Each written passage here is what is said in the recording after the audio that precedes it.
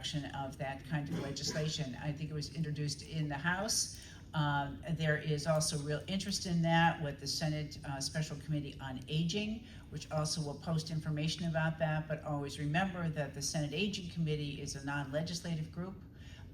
They're full of great ideas and lots of care, but that is not the place where things move. They move in the Finance Committee in the Senate, and they move in the Health Committee in the Senate. And in the House, they can go to any number of committees, including, of course, appropriations.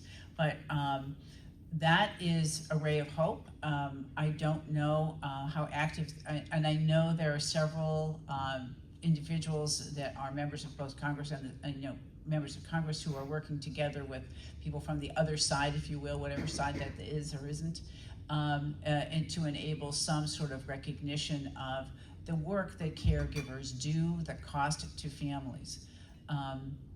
So I'm going to just segue, if it's okay with you, Maria, into the women, aging, and money. A little piece of that, because women are, by and large, the caregivers. They're the ones that are home. They're the ones that make the compromises in their careers. They're the ones that make the changes and try to keep families together. I call it the dutiful daughter. That's not always the case, but it's close enough for me. I was one of those. And I have no sibs, so it was me trying to make things work for over 12 years for two parents who lived to nearly 100.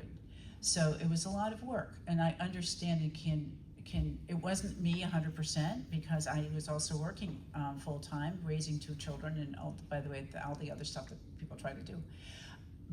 But it was a good lens for me to look and talk about the financial issues, because when we're talking about families spending an extra $7,000 a year for extra care, I know I did that. I would do things unthinkingly because what if my parents might need some personal care products? I would just did them. They were on sale at CVS or wherever it was to do that. It's all the kinds of things we do all the time, not understanding or realizing the economic consequences, because I remember looking